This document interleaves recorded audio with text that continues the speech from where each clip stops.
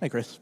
Hello. After the last game, you were talking about how good teams kind of nip stuff like this. How are you sensing your team kind of heading into this game against obviously a pretty pivotal rival here? I think we're ready, focused. I think we're a mature group, and I think we're ready for a good game tonight. Conor McDavid's going through a pretty odd stretch where he's obviously producing. He's got 21 assists in the last 9 games, but obviously the no goals too. Have you ever experienced something like this in a player? Do you recall something like this? And especially with your history with Conor, it just seems like a very odd and outlying kind of situation.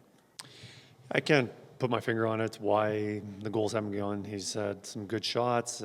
Maybe there's some missed opportunities to pass, but with the amount of assists he's had, it's probably doing something well too to be put in that situation to get that many assists. So I think probably a lot of it being a little unfortunate, probably a little bit of just passing up opportunities to shoot. Maybe there's a couple, but I don't recall times of saying, what are you doing? Why didn't he shoot that? There's obviously other plays, so I don't know. How much stock do you put into a morning skate? And I mean, I didn't think it looked great this morning. I normally wouldn't really comment on a morning skate, but it seemed a little bit sluggish. Did you notice the same? Any concern there? No concern. Day off yesterday, taking a little bit longer to get our legs. No, I didn't see anything. Looking for good starts from your groups, right? You haven't been happy with the last couple of first periods. Is there anything as a coach more that you can do, or is it just on those players in there to make sure they're each ready to go for their first few shifts? Yeah, there's things that the coach can do and help facilitate that. I think we've been reaching out to the players and kind of give them reminders who they are and what we need from them. Touching on some system stuff, just little reminders, things that we maybe need to touch on. But I think this is just a stretch where we've been going into games where we've been looking just play well enough just to win. And it's kind of caught us a couple times. And you look at our last 10 games and, their analytics are one thing, and do I put all stocks in that? And ultimately it comes down, did you win or lose games? In the last 10 games, we're 4-5-1. But a couple, what the information I get back is, of those 10 games, we could be 10-0. On the projected win-loss, 10 of those games we should have won. In my perspective, I don't see it that way when I watch the games, but I think there's been just things haven't been going our way. There are things that we need to be doing better, but I don't think the 4-5-1 is really indicative of what we should have had. Does the scenario when you get to this time of year work in a coach's favor? It's, we're pushing towards March 1st. The trade deadline's coming. You got a team coming in here tonight that's breathing right down your necks, caught up to you. Does the scenario around the standings, the time of year, does all of that help you to coach a team to be ready to play? I think it's as you get closer to the end of the season, obviously you have their attention more. It means more. And also who you're playing. Obviously the other night against Calgary was disappointment. You thought that would have got our best out. And I thought we were ready for that game, and we made a mistake, and we're down, and we didn't find it till it was too late. But I think we'll find it. When you, Coach over here, when you look at the last 2 games, do you think it's more of a issue with maybe systems, or is it, maybe a lack of energy over the last 2 games? You do have a lot of games you're playing here over a short period.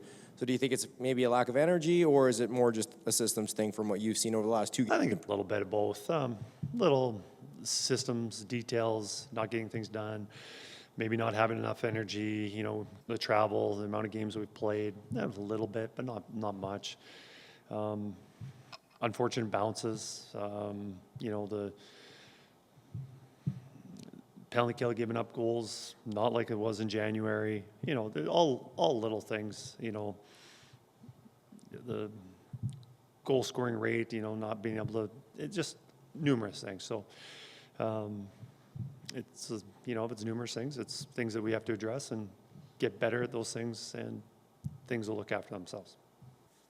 Did you notice that demonstratively anything different between the LA team you faced with Todd McLuhan versus the LA team that you faced with Jim, or was it?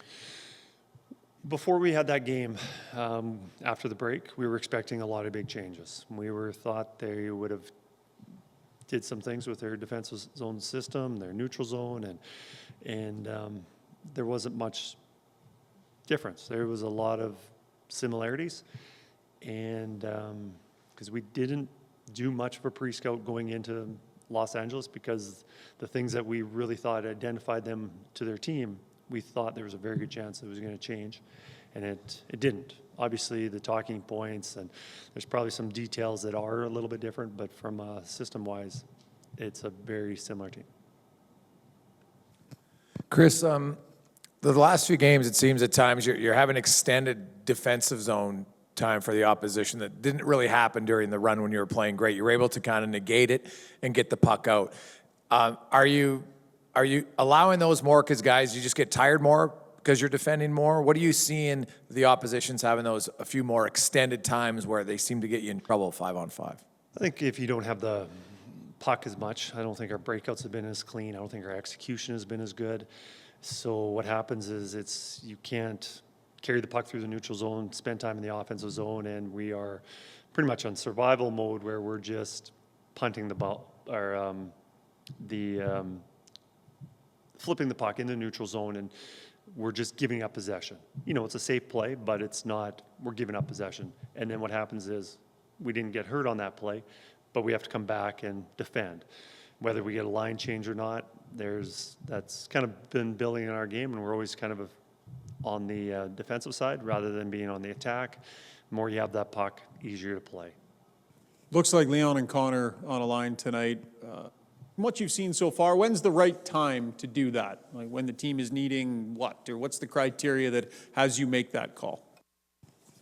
I just think with just change of scenery, little flipping things a little bit. Just, you know, the coaches, we talk about what would be best for our team, and, you know, numerous reasons for that, and we just thought this was the best time that we'll start the game that way. I'm not suggesting it's because of a fight. Janmark has been playing well lately, but is it just good messaging when a player is putting in the kind of work he is and, you know, stepping outside of his comfort zone? Janmark's going to get a look here up the lineup and maybe some additional minutes. Well, the other night, I thought the Kane, McLeod, Janmark line was really good. And we threw out the idea of keeping them together, and I think could have went either way, and we flipped those two centermen, McLeod and Nugent Hopkins, and I think we had good reasons to go either way. And we just thought with the way the lines work and their ice time management and after power plays and penalty kills, that'd probably be a little more flawless with the game flow that we went with that formula.